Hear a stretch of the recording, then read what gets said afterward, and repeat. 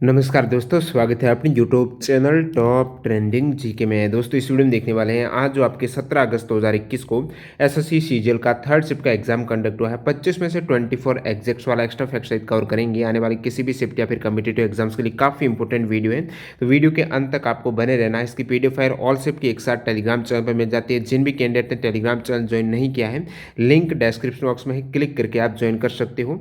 और इन सभी कैंडिडेट का बहुत बहुत धन्यवाद जिन्होंने रियल और ऑथेंटिक सवाल है वो टेलीग्राम पर सेंड किए थे। तो थर्ड शिफ्ट में पूछे गए आज के सवाल कवर करूं उससे पहले मैं आपको बता दूं दोस्तों, आप किसी भी कम्पिटेटिव एग्जाम्स की तैयारी करते हो, अपनी तैयारी को परखने के लिए टाइम मैनेजमेंट हो गया या फिर आपका कौन सा सेक्शन वीक है उसको बूस्ट कर सको, एग्जाम से पहले ही पता चल जाए ऑल इंडिया में क्या रैंक आ सकती है, इन सभी के लिए स्मार्ट वर्क के तौर पर आपको मॉक टेस्ट लगाना बहुत ज़्यादा जरूरी है। मॉक टेस्ट के लिए टेक्स्ट बुक इसलिए बेहतरीन प्लेटफॉर्म है, एक तो यहाँ पर आप अनलिमिटेड मॉक टेस्ट लगा सकते हो। सेकंड, सभी एग्जाम जैसे कि एसएससी की तैयारी कर रहे हो, पैरेलल में रेलवे की कर रहे हो, बैंकिंग, डिफेंस या फिर कोई भी other state level government exams है, तो सभी एग्जाम्स के मॉक टेस्ट आपको एक ही पास के अंतर्गत मिल रहे हैं। इसमें भी यदि आप टीटीजी के ये कूपन कोड यूज़ करते हो तो आप एक्स्ट्रा डिस्काउंट ले सकते हो 10% का। एग्जाम में जो आपको पैटर्न या फिर डैशबोर्ड देखने को मिलता है सेम इंटरफेस से यहाँ पर भी आप प्रैक्टिस कर सकते हो।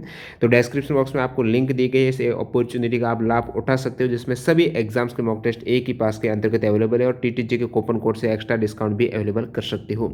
तो चलिए यहाँ पर देख लेते हैं थर्ड शिफ्ट में पूछे गए सभी जीके के सवाल। देखिएगा पहला सवाल, असम का राज्य पशु क्या है? भारतीय गेंडा आपको करेक्ट करना था। असम का राज्य पशु है वो भारतीय गेंडा है। इससे पहले राज्य वृक्ष का पूछा जा रहा था आपके सीजीएल एग्जाम में, आज पूछा है राजकीय पशु कौन सा है। अगला सवाल, film and television institute of India यानी एफटीआईआई सोसाइटी के अध्यक्ष और एफटीआईआई गवर्निंग काउंसिल के चेयरमैन के तौर पर किसे नियुक्त किया गया है? तो ये दोस्तों जो टेलीविजन इंस्टीट्यूट ऑफ इंडिया है, FTII film and television institute, इसके वर्तमान में जो अध्यक्ष हैं जिन्हें सितंबर 2020 में बनाया गया है वो है दोस्तों शेखर कपूर। यदि आपको पूछ ले central board of film certification यानी केंद्रीय फिल्म प्रमाणन बोर्ड के चेयरपर्सन कौन है, तो वो है दोस्तों प्रसून जोशी। याद रखना है 2017 को बने हैं। इनसे बार बार सवाल पूछा जाता है, आज पूछा है एफटीआईआई का। और जो सीबीएफसी है central board of film certification, इसकी स्थापना 1991 में हुई थी, मुख्यालय मुंबई महाराष्ट्र में है। 16 जनवरी 2021 को किस मंत्रालय को शासन में पारदर्शिता के लिए स्कॉच चैलेंजर अवार्ड दिया गया है? तो स्कॉच चैलेंजर अवार्ड है जो किस मंत्रालय को दिया गया है, कैटेगरी है शासन में पारदर्शिता के लिए।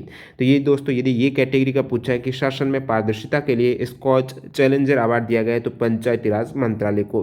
बाकी ई गवर्नेंस यदि पूछा है तो आप कहेंगे जनजातीय मामलों का मंत्रालय है, इसको स्कॉच चैलेंजर पुरस्कार मिला है ई गवर्नेंस कैटेगरी के लिए। जो भी पूछा है वो इनमें से ही होगा। अगला सवाल देखिएगा, किसने पाया कि यदि आप दो वस्तुओं को एक समान ऊंचाई से गिराते हो, ड्रॉप करते हो, उस केस में वो दोनों ही वस्तुएं जमीन पर एक ही समय में हिट करने वाली हैं? तो ये जो एक्सपेरिमेंट किया था दोस्तों गैलीलियो गैलीली ने, ठीक है, ये एक इटालियन वैज्ञानिक थे। तो गैलीलियो गैलीली का एक्सपेरिमेंट हो जाएगा जिन्होंने दो वस्तु समान वेट की समान जो हाइट से इन्होंने ड्रॉप किया और क्या पाया, दोनों ही वस्तुएं हैं जो ज़मीन पर एक ही समय में हिट करती हैं। कंडीशन यहाँ पर निर्वात भी आप रख सकते हो उस केस में। तो ये Galileo learning tower of Pisa experiment है जो उन्होंने 1589 में किया था और उन्होंने पाया कि समान द्रव्यमान की वस्तुएं हैं एक समान ऊंचाई से गिराने पर समान समय में हिट करती हैं पृथ्वी को। और ये दोस्तों बात का उल्लेख मिलता है उनके शिष्य ने जिनका नाम है विंसेंजो विवियानी ने इसका उल्लेख किया था। अगला सवाल, यरला, वेना एंड डिंडी किसकी सहायक नदियां हैं? तो आपको पूछा है यरला, वेना और डिंडी हैं, ये कृष्णा नदी की ट्राइब्यूटरी हो जाएगी। वेना नदी है, वेना नदी आप कह सकते हो ये महाबलेश्वर महाराष्ट्र में बहती है। डिंडी रिवर है तेलंगाना में और यरला नदी बहती है महाराष्ट्र में। तो ये सभी कृष्णा नदी है उसकी ट्राइब्यूटरी हो जाएगी। कृष्णा की प्रमुख सहायक नदियों में भीमा है, गायत्री है, घटप्रभा, कोयना नदी है, मालप्रभा, मुनेरू रिवर है, मूसी रिवर, नीरा रिवर है, पालेरू, पंचगंगा, तुंगभद्रा, वेना जो आपको था ऑप्शन में सवाल में, वरना है, वायरा है, ये सभी कृष्णा की सहायक नदियां हैं। एग्जाम आता है कृष्णा नदी जल विवाद किन राज्यों के मध्य है? तो आंध्र प्रदेश, कर्नाटक और महाराष्ट्र के मध्य है। गंगा नदी बिहार को कितने भागों में विभाजित करती है? दो भाग, नॉर्थ बिहार, साउथ बिहार है, ये गंगा नदी ही बिहार को दो भागों में विभाजित करती है। काफ़ी बार एग्जाम में आ जाता है कि भारत को दो भागों में विभाजित करने वाली नदी हैं तो गोदावरी भी है और नर्मदा भी है। तो गोदावरी नदी है वो विंध्य माउंटेन, कौन सा एक एग्जाम में आपके एनटीपीसी में था या फिर सीएचएसएल में था, कौन सी पर्वत श्रृंखला है भारत को दो भागों में विभाजित करती है, तो विंध्य माउंटेन हो जाएगी। यहीं पर ये गोदावरी नदी है, आप कह सकते हो दो भागों में विभाजित करती है। बाकी नर्मदा नदी भारत को दो भाग हैं, दक्षिण में मालवा पठार जैसे सेंट्रल हाईलैंड्स कह सकते हो और दक्षिण पठार में विभाजित करती है। अगला सवाल देखिएगा, हु इज रत्नाकर इन रामायण। तो रामायण के अंदर रत्नाकर किसका नाम है? रत्नाकर वाल्मीकि का ही नाम है। जो वाल्मीकि है संस्कृत रामायण के प्रसिद्ध रचयिता कह सकते हो। तो पौराणिक कथा के अनुसार ऐसा है कि रत्नाकर महर्षि वाल्मीकि का पहले नाम था। जब वह एक डाकू का जीवन व्यतीत करते थे उसके बाद ही उनका, जो पौराणिक कथा के अनुसार बताया जाता है कि बाद में वो महर्षि बने थे, वाल्मीकि हैं, इन्होंने फिर रामायण की रचना की थी। और बाकी एग्जाम में ये भी पूछा हुआ सवाल है कि प्राचीन भारतीय ऐतिहासिक भूगोल में जो रत्नाकर है वो क्या है? तो रत्नाकर एक हिंद महासागर का नाम भी है। नेक्स्ट में देखिएगा 2018 जो फीफा वर्ल्ड कप हुआ था फाइनल, तो फाइनल मुकाबले में टोटल गोल की बात करें तो 6 गोल हुए थे, जिसमें फ्रांस ने 4 गोल किए थे और क्रोएशिया ने 2 गोल किए थे और इसमें फ्रांस की जीत हो गई 4-2 से। ठीक है, तो फ्रांस और क्रोएशिया के द्वारा ये खेला गया था फाइनल मुकाबला। ये हुआ था मास्को रूस में, जो लुझिनकी स्टेडियम है वहां पर आयोजित किया गया था और मैच फ्रांस ने जीत लिया था। अगला सवाल, नवंबर 2020 में नेपाल की राष्ट्रपति विद्या देवी भंडारी ने नेपाल सेना के मानद जनरल के पद से किस भारतीय को सम्मानित किया है? तो ये दोस्तों जो honorary general of the Nepal army का अवार्ड दिया गया है, general of the Nepal army की मानद उपाधि है, ये नेपाल ने सेना प्रमुख जो भारत के एम नरवणे को दिया है। एम नरवणे आपको करेक्ट करना था। नेक्स्ट वन, अक्टूबर 2020 में किस भारतीय राज्य ने ऑनलाइन गेम और जो बैटिंग है, बैटिंग जो ऑनलाइन होती है जैसे कि पेटीएम फर्स्ट गेम है, आप एमपीएल वगैरह पर खेलते होंगे, तो ये राज्य ने बैन लगाया है अक्टूबर 2020 में इस प्रकार की ऑनलाइन गेमिंग पर, वो आंध्र प्रदेश राज्य ने लगाया है। आम का वैज्ञानिक नाम आपको पूछा है, मैग्नीफेरा इंडिका आम का वैज्ञानिक नाम हो जाएगा। बाकी प्रीवियस एग्जाम में वेरियस जो जैसे एनटीपीसी एग्जाम ये काफ़ी सवाल आए थे वैज्ञानिक नाम के, तो बरगद का भी पूछा हुआ है। फिकस बेंगालेंसिस है बरगद का वैज्ञानिक नाम है। एप्पल का मालस डोमेस्टिका है। गेहूं का ट्रिटिकम एस्टिवम है। चावल का ओराइजा सटाइवा है। एप्पल हो गया। लेमन का है दोस्तों सीट्रस लेमन हो जाएगा। ऑरेंज का सीट्रस सिंसिस हो जाएगा। मटर का वैज्ञानिक नाम पूछा हुआ सवाल है, पीसम सटाइवम याद रखना है दोस्तों मटर का। भारतीय मेंढक का वैज्ञानिक नाम हो जाएगा राना ट्रिगिना है। मोर का हो जाएगा पावो किस्टिसस है, ये भी पूछे हुए सवाल है सभी। घरेलू मक्खी का वैज्ञानिक नाम जो हाउस फ्लाई है, इसका मोस्का डोमेस्टिका है। छुई मुई का पौधा है टच मी नॉट है, इसका वैज्ञानिक नाम क्या है? मिमोसा पुडिका हो जाएगा। ये सभी एनटीपीसी में आए हुए सवाल हैं। पेंथेरा पार्डस है, लियोपार्ड का वैज्ञानिक नाम है। टाइगर का जो साइंटिफिक नेम है वो पेंथेरा टिग्रिस है और जो पार्डस है वो लियोपार्ड का है और लायन का है वो है पेंथेरा लियो। फिर बात करूं वार्षिक का रेपा है, ये किसका वैज्ञानिक नाम है? मस्टर्ड फील्ड मस्टर्ड जो सरसों है। बिल्ली का वैज्ञानिक नाम फेलिस कैटस हो जाएगा। और पूछा हुआ है कि बूटा मोनोस्पर्मा किस पेड़ का वैज्ञानिक नाम है? तो पलास का वैज्ञानिक नाम है।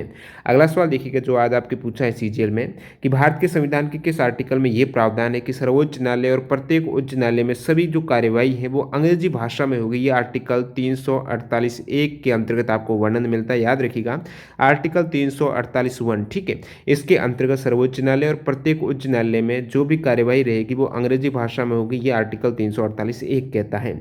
नुस्खा ए दिल कुशा का लेखक कौन है? नुस्खा ए दिल कुशा के लेखक है भीमसेन। ठीक है, मुगल बादशाह औरंगजेब की सेना में भीमसेन है वो लिपिक थे।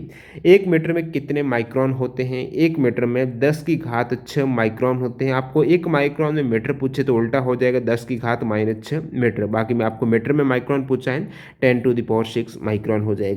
कौन सा तत्व एकल परमाणुकता युक्त है? ठीक है, एकल परमाणुकता युक्त आपको पूछा है तो गोल्ड हो जाएगा। गोल्ड जिसको AU से आप डिनोट करते हो, ये किसी से रिएक्शन नहीं करता है, इसका AU के रूप में ही आपको मिलेगा। हाइड्रोजन है, हाइड्रोजन H2 के फॉर्म में 2 परमाणु हो जाएंगे। सल्फर आपको मिलता है S8 के फॉर्म में, काफ़ी बार एग्जाम आता है कि सल्फर की परमाणुकता कितनी है, तो वो 8 हो जाएगी एटोमिसिटी। और फास्फोरस की भी पूछी जाती है, P4 के फॉर्मेट में मिलता है फास्फोरस है।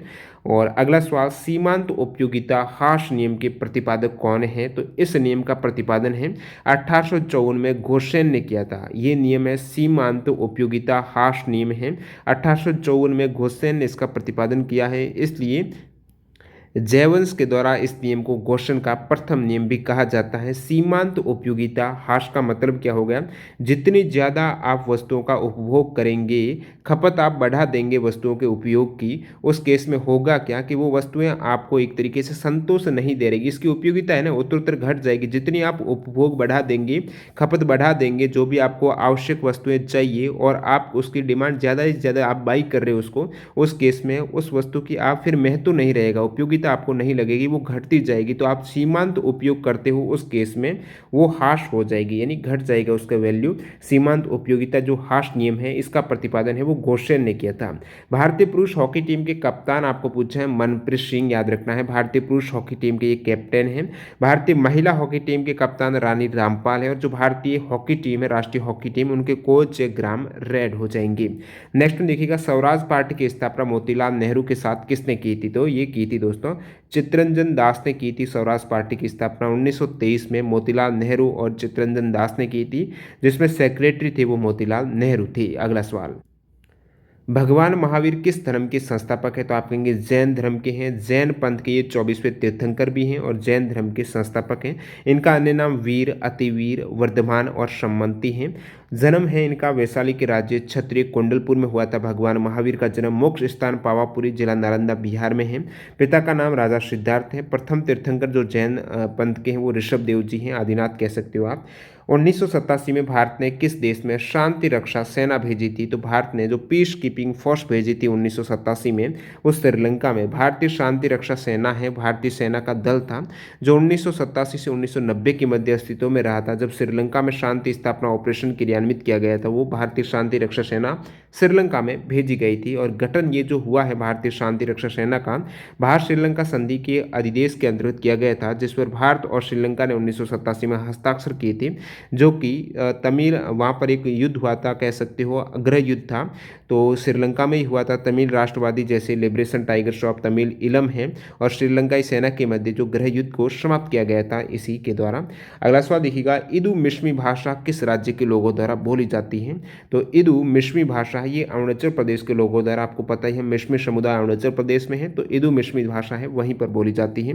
प्रधानमंत्री आवास योजना शहरी मिशन को लागू करने के लिए केंद्रीय आवास और शहरी मामलों के मंत्रालय के द्वारा घोषित वार्षिक पुरस्कारों में से किसको सर्वश्रेष्ठ प्रदर्शन करने वाले नगर निगम के रूप में चुना गया है? तो प्रधानमंत्री आवास योजना के तहत जो सर्वश्रेष्ठ प्रदर्शन करने वाले नगर निगम के तहत चुना गया है वो विशाखापट्टनम नगर निगम को चुना गया है। विशाखापट्टनम सही हो जाएगा। बाकी पूछ रहे बेस्ट परफॉर्मिंग स्टेट कौन सा है प्रधानमंत्री आवास योजना के तहत? उत्तर प्रदेश है, फिर मध्य प्रदेश, आंध्र प्रदेश और त्रिपुरा का स्थान आता है। सकारात्मक अर्थव्यवस्था से संबंधित सही कथन पूछा है, तो ये कुछ ऑप्शन दे रखे थे, इसका एग्जैक्ट क्या आंसर होगा बताना कमेंट करके। सकारात्मक अर्थव्यवस्था डेटा और तथ्यों पर आधारित रहती है और ये अर्थशास्त्र की शाखा जो डेटा और तथ्यों पर विशेषकर आधारित रहती है, जो विश्लेषण होता है उसमें। कौन सा पौधे की जड़ का कार्य नहीं है? ऑप्शन पर आधारित है। पौधे की जड़ की बात करें तो जड़ें क्या होती है? मिट्टी के कणों को परस्पर बांधे रखती है और पौधे को भूमि पर स्थिर रखती है। साथ ही साथ विशेष कार्य है, पौधों के पोषण के लिए जो जरूरी खनिज लवण है वो भूमि से अवशोषित करेगी जड़ें और तनों के माध्यम से ऊपर पत्ती और टहनियों तक पहुंचता है ये खनिज वगैरह। तो इस प्रकार टोटल 25 में से 24 सवाल आप देख सकते हो। एक कौन सा सवाल रह गया वो कमेंट करके बताना थर्ड शिफ्ट वाले कैंडिडेट। वीडियो पूरा देखने के लिए आपका बहुत बहुत धन्यवाद। यदि आप एसएससी CHSL का जो अभी एग्जाम हुआ अगस्त और अप्रैल 2021 में उसकी PDF फाइल डाउनलोड करना चाहते हो, स्पेशली जीके के क्वेश्चन के, इस प्रकार extra fact side total 860 question की, तो toptrainingGK.in वेबसाइट से कर सकते हो। डिस्क्रिप्शन बॉक्स में कैसे डाउनलोड करनी उसके लिंक भी मिल जाएगी, वो भी आप चेक कर सकते हो।